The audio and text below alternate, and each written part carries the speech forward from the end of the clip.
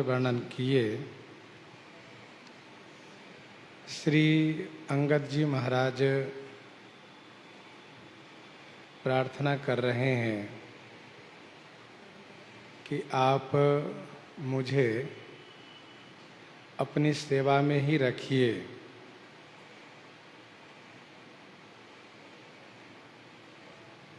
आपकी यह बाना है कि असरण जनों को शरण देना, सो आप मुझे शरण प्रदान कीजिए। आप नरनाहा हैं, आप स्वयं विचार करके कहिए कि आपको छोड़ करके भवन में मेरा क्या काम है।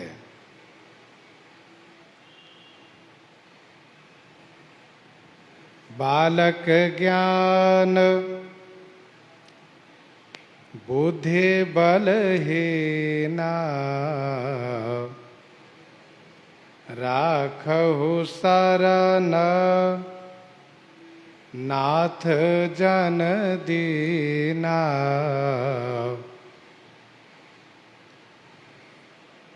मैं बालक हूँ, ज्ञान बुद्धि और बल से हीना माने रहित हूँ। मुझ दीन जन को हे नाथ अपने शरण में रखिए। मैं आपके राजमहल के छोटा से छोटा काम होगा वह मैं करूँगा। आपके श्री चरण कमल को अवलोकन करते रहूँगा, जिससे कि मैं संसार से पार हो जाऊँगा।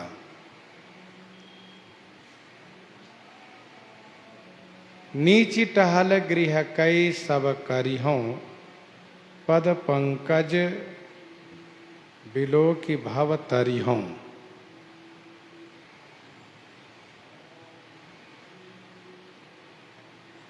श्री अंगद जी की यह दैन्यता है कि वे इस प्रकार से श्री राम जी से प्रार्थना कर रहे हैं। उनके कहने का अभिप्राय यह है कि जो बड़े बड़े कार्य हैं उसके लिए बड़े बड़े लोग हैं, उन लोगों को यह सेवा प्राप्त है, और मैं छोटा से छोटा काम जो होगा वह मैं करूँगा। सबसे बड़ा लाभ ये होगा कि आपके श्री चरण कमल को अवलोकन करता रहूँगा।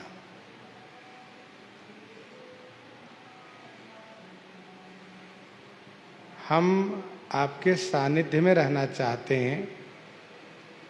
हम यह नहीं चाहते कि हमें कोई बड़ा काम मिले, हम बड़े अधिकारी पद पर प्रतिष्ठित हो जाएं, ऐसा हम नहीं चाहते हैं।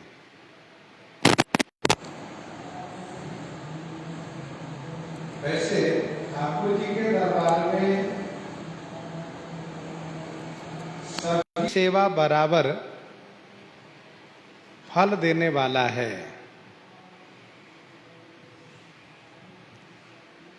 और इसीलिए ठाकुर जी की सेवा को कैंकर्य नाम दिया गया है। कैंकर्य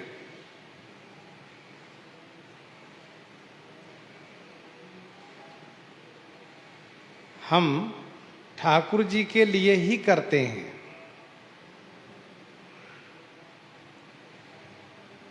संतों में यही भाव पहले रहता था कि हम जो सेवा कर रहे हैं ठाकुर जी के लिए कर रहे हैं, महंत को प्रसन्न करने के लिए नहीं। सेवा परायणता, सेवा भाव,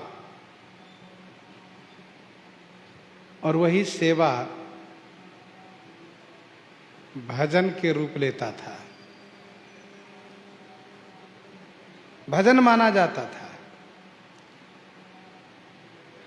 तो श्री अंगद जी कहते हैं कि मैं यहाँ पर ये नहीं कहूँगा कि हमें कोई मंत्री बना दीजिए, कोई अधिकारी बना दीजिए। मैं छोटा सेवा करूँगा, झाड़ू बहारू है, पोछा लगाना है, बाग बगीचे में पानी देना है, ये सब सेवा मैं करूँगा। अस कहे चरण पर ओ प्रभु पाही, अब जनिनाथ कहु गृह जाहि। अस कहि चरण परउ प्रभु पाही, ऐसा कह करके श्री अंगद जी चरण में पड़ गए और कहा प्रभु पाही माने रक्षा कीजिए। हे नाथ अब गृह जाहि जनि कहु। हे नाथ अब घर जाने की बात आप मत कहिएगा, और बाकी जो कुछ कहना चाहे आप कहें, लेकिन घर जाने के लिए नहीं कहिएगा।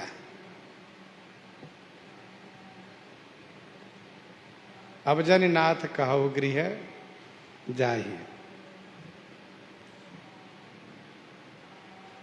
भक्त को ऐसा होना चाहिए कि भगवान से इस प्रकार से दीनता पूर्वक प्रार्थना करें, परंतु इस बात को भी स्मरण रखना चाहिए कि प्रारब्ध भोग का जो विधान बना हुआ है उसको भोगना पड़ेगा, उसके आगे किसी का नहीं चलेगा। ठाकुर जी भी चाहते हैं कि प्रारब्ध भोग, इसको भोगने से ही समापन हो। अंगद बचन विनीत सुनी, रघुपति करुणा सीव। प्रभु उठाय उरलायौ, सजल नयन राजीव। सजल नयन राजीव। अंगद बचन विनीत सुनी, करुणा सीव रघुपति प्रभु। अंगद जी को उठा करके हृदय से लगा लिए। उठाई उर लायो, सजल नयन राजीव। राजीव माने कमल के समान जो नेत्र है वह सजल हो गया।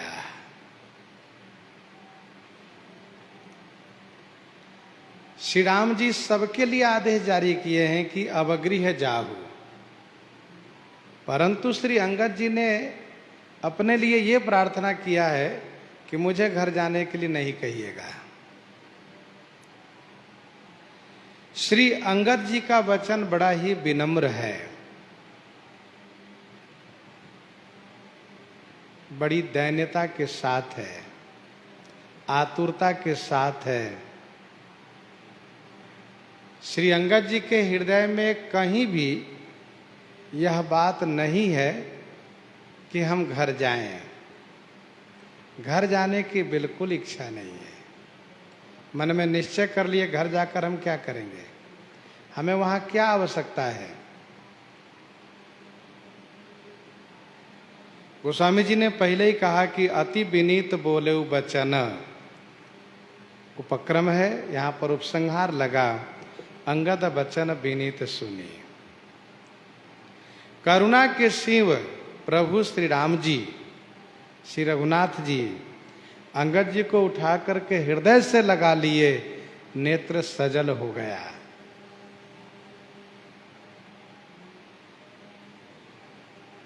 गीता जी के चौथे अध्याय के 11वां श्लोक में ठाकुर जी कहते हैं कि जे यथा माम प्रपद्यन्ते तांस तथैव भजाम्यहम्।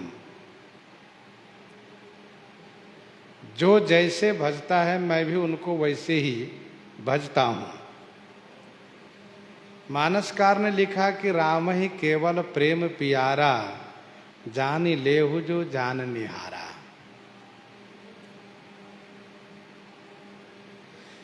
श्री राम जी अंगद जी के प्रेम के वशीभूत हो गए। तब तो अंगद जी की बात बन जाएगी। अंगद जी को घर जाने को नहीं कहेंगे तो इसका उत्तर है कि ऐसा नहीं होगा। प्रेम का स्थान अपनी जगह है और कर्तव्य पालन का स्थान अपनी जगह है। श्री अंगद जी का जो प्रारब्ध है, जो कर्तव्य है, उसको पालन कराएंगे। श्री अंगद जी के प्रेम में श्री राम जी भी डूब गए। वैसे श्री राम जी को बुरा मानना चाहिए था कि देखो मेरी बात इसने नहीं मानी, लेकिन श्री राम जी को बुरा नहीं लगा क्योंकि श्री अंगद जी ने प्रेम पूर्वक प्रार्थना किया है।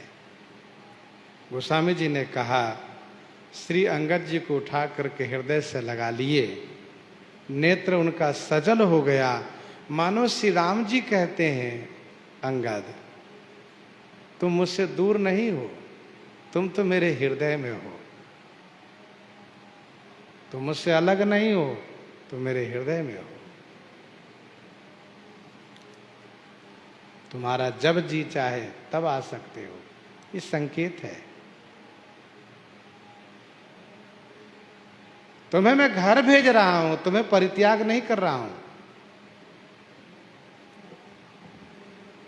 श्री राम जी कुछ देर तक हृदय से लगाए रखे। इसके बाद प्रभु ने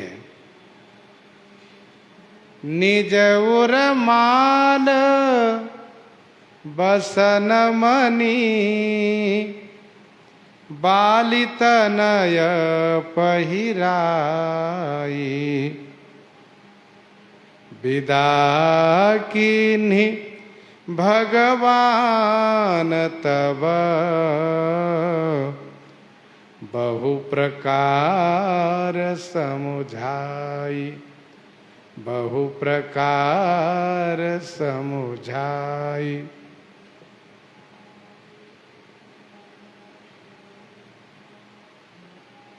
अपने उर माने हृदय की माला, वस्त्र, मणि, बाली तनय बाली नंदन श्री अंगद जी को पहनाए और इसके बाद समझाना शुरू किए। बहु प्रकार समुझाई भगवान तब विदा किन्ह। सरकार हृदय से लगाने के बाद अपने हृदय की माला अंगद जी को गले में पहना दिए,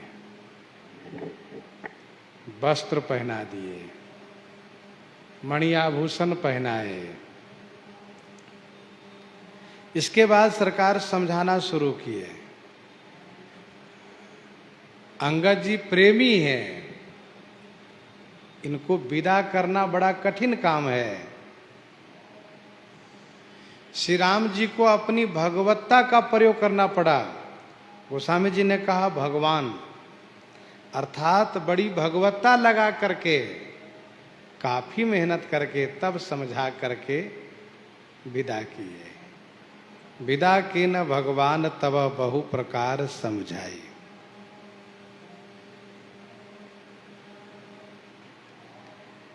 श्री रघुनाथ जी ने कहा अंगद, यदि तुम्हें हम यहां रख लेते हैं तो सब लोग हमें अपजस देंगे।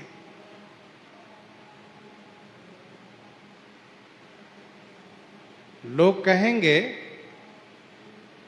कि बाली ने अंगद के हित को ध्यान में रखते हुए श्री राम जी के हाथ में सौंप दिए। और श्री राम जी क्या किए? श्री राम जी अपना सेवक बना लिए, अपनी सेवा में रख लिए। इसमें कौन सा हित किए? कोई भी व्यक्ति यदि अपने बेटे को राजा के हाथ में सौंपता हो तो वह तो इसी लोभ से सौंपता है कि महाराज हैं, मेरे बेटे को जीवन बना देंगे, कोई बहुत बड़ा अधिकारी बना देंगे, इनका जीवन संवर जाएगा।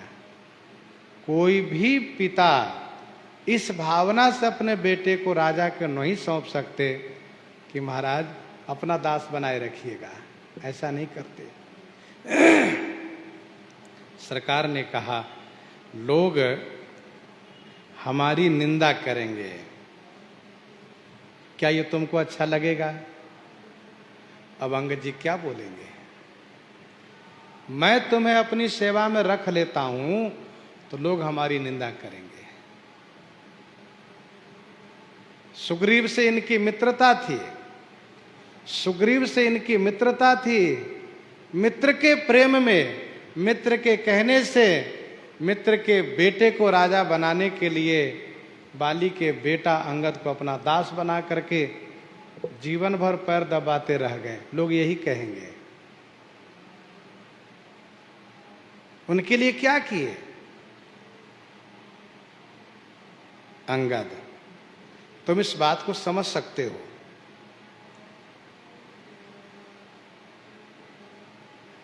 मैं अपने अपजस को ना होने देने के लिए भेज रहा हूं और तुम्हें भी मेरा अपजस स्वीकार्य नहीं होगा। सरकार ने ऐसी बात रखी है कि अंगद जी भी इसको खंडन नहीं कर सकते। प्रेम का मतलब ये नहीं कि आपका अपजस हो, ऐसा कोई प्रेमी नहीं चाहेगा। दूसरा, श्री अंगद जी से श्री रघुनाथ जी ने कहा,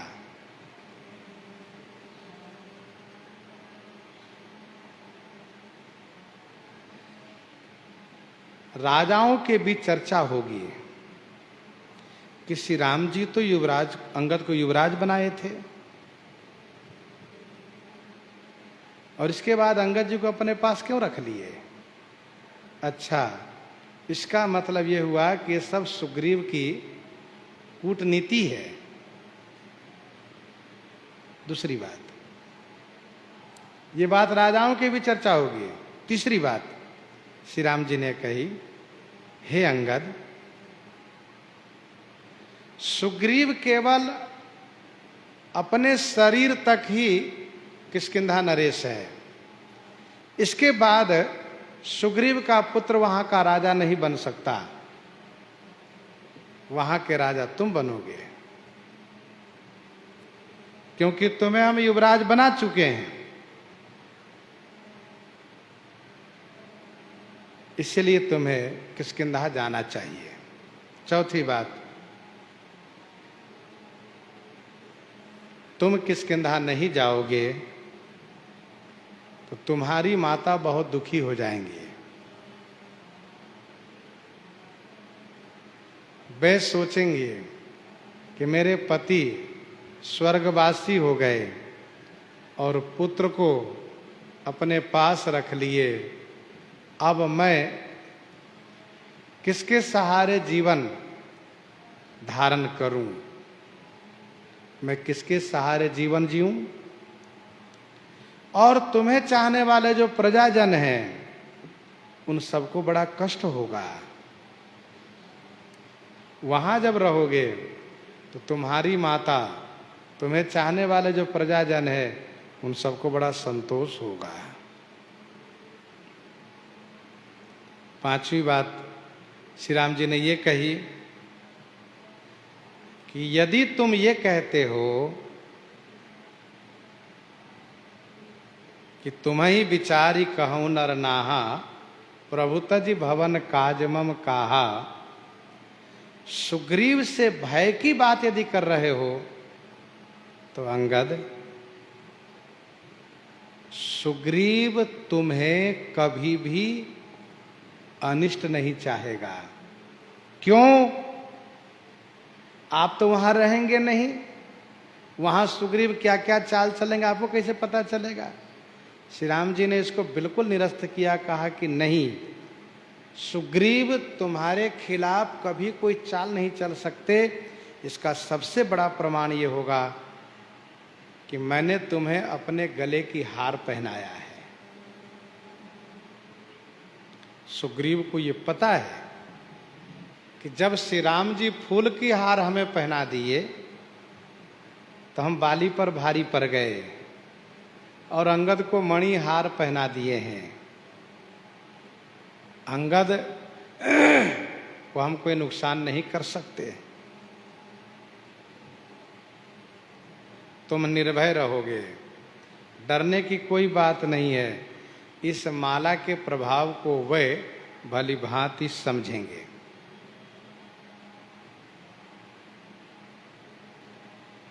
छठवीं बात प्रभु ने ये कही कि इतने दिन तक तुमने हमारी सेवा की है, अब जाकर के अपने राज्य में तुम रहोगे, क्योंकि हम अपने राज्य में आ गए हैं। तो उचित ये है कि जो राजा है, जो युवराज है, उन सबको अपने अपने राज्य में ही रख करके राज्य सुख का उपभोग करें तथा राज्य कार्य की व्यवस्था को देखें, प्रजाजन को हित करें।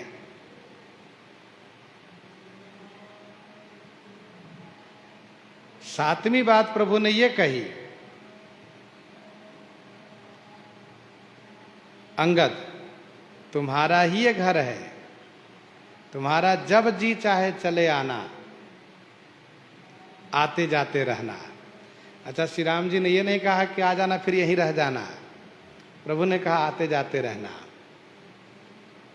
आठवीं बात प्रभु ने ये कही, अंगद एक बात और विचार कर लो, सब लोग जा चुके हैं, तुम नहीं जाओगे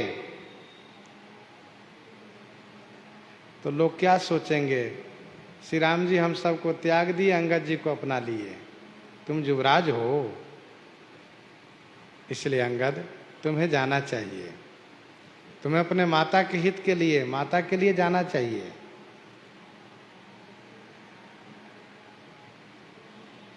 इस प्रकार से बहुत समझाए श्री राम जी और विदा किए।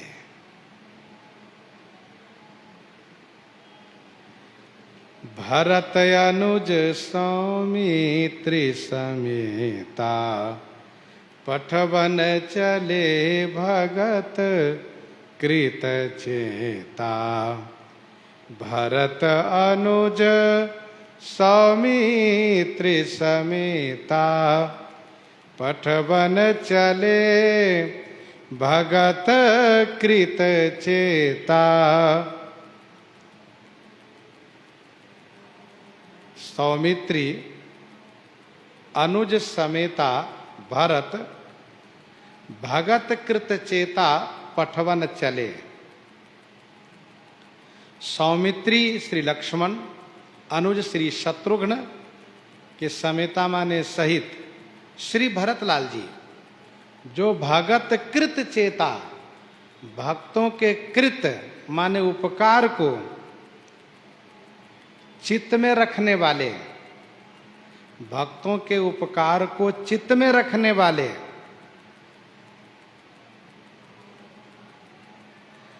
भक्तों के उपकार को ठाकुर जी को स्मरण कराने वाले तीनों भाई सबको पहुंचाने चले।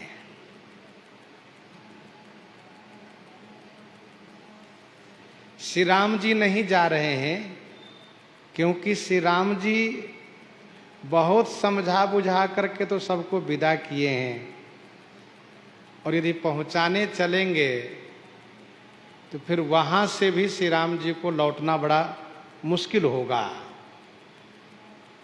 क्योंकि सब साथ छोड़ना नहीं चाहेंगे।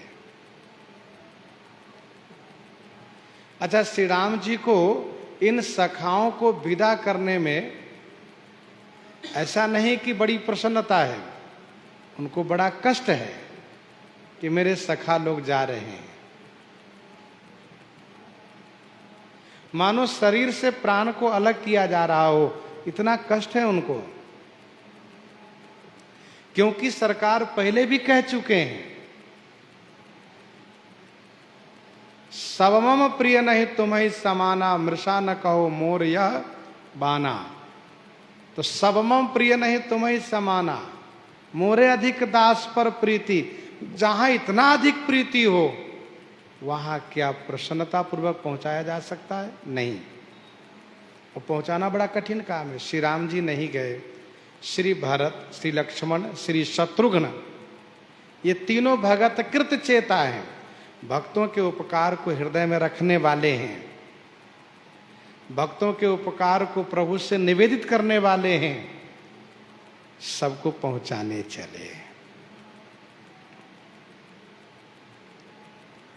अंगद हृदय प्रेम नहीं थोरा, फिरी फिरी चितव राम की ओरा। अंगद हृदय प्रेम नहीं थोरा, फिरी फिरी चितव राम की ओरा। श्री अंगद जी के हृदय में थोड़ा प्रेम नहीं, अपार प्रेम है। इसीलिए फिरी फिरी चितव राम की ओरा, राम की ओरा फिरी फिरी चितव। श्री राम जी की ओर फिरी फिरी माने घूम घूम करके, चितव माने देखते हैं। दो कदम चलते हैं, फिर खड़े होकर घूम के देखने लगते हैं।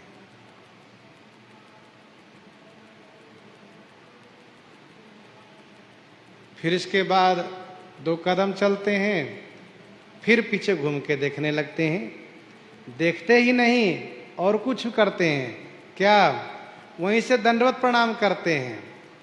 बार बार कर दंड प्रणामा, मन असरहन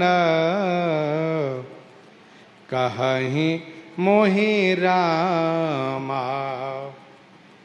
बार बार कर दंड प्रणामा, फिरी फिरी चितव घूम घूम करके देखते हैं और बार बार दंडवत प्रणाम करते हैं।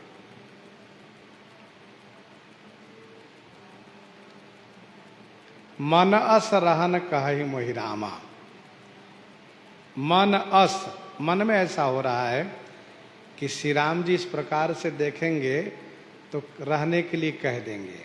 मन अस, मन में ऐसा विचार आ रहा है कि रामा श्री राम जी मोहि रहन कहीं, रहने के लिए कह देंगे। अंगद, अच्छा लौट के चले आओ, तुम मत जाओ। लेकिन श्री राम जी भी बड़े कठोर बने हुए हैं। जब अंगद जी घूम घूम कर देखते हैं तो श्री राम जी इशारा करते हैं, हाँ ठीक है जाओ। तो फिर वहीं से साष्टांग दंडवत प्रणाम करते हैं। श्री अंगद जी हाथ जोड़ लेते हैं, अच्छा जाऊं? हाँ ठीक जाओ। ये क्रम एक बार नहीं, बार बार मन में ये बात आ रही है कि करुणा वरुणालय की करुणा हो जाएगी और कहीं एक बार कह देंगे कि तुम लौट आओ, तो मैं बड़ा आनंदित हो जाऊंगा। मुझे जाने की बिल्कुल इच्छा नहीं है।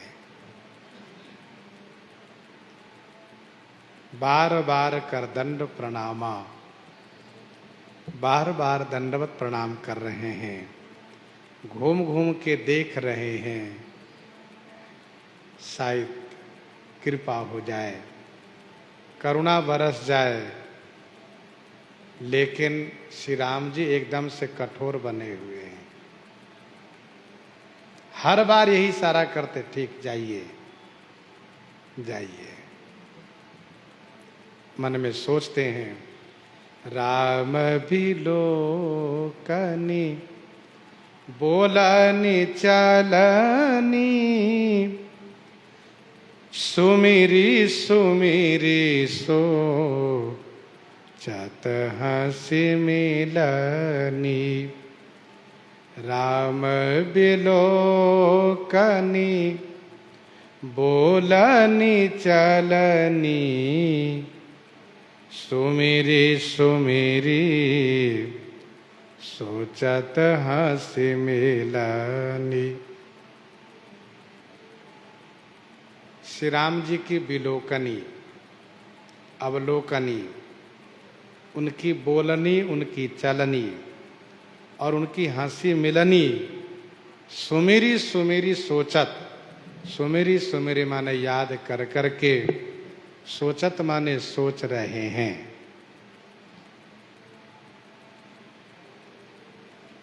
श्री राम जी की अवलोकनी, सोचते हैं ऐसे स्वामी के पास मैं अब फिर से कब आऊंगा, ऐसे स्वामी को पुनः मैं कब पाऊंगा। राम बिलोकनी,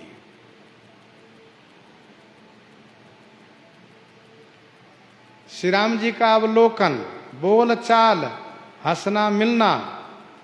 क्योंकि श्री राम जी पहले बोलते हैं, पहले देखते हैं, करुणा पूर्वक देखते हैं, समय पड़ने पर पहले चलते हैं और हंसते हुए मिलते हैं, मुस्कुराते हुए मिलते हैं।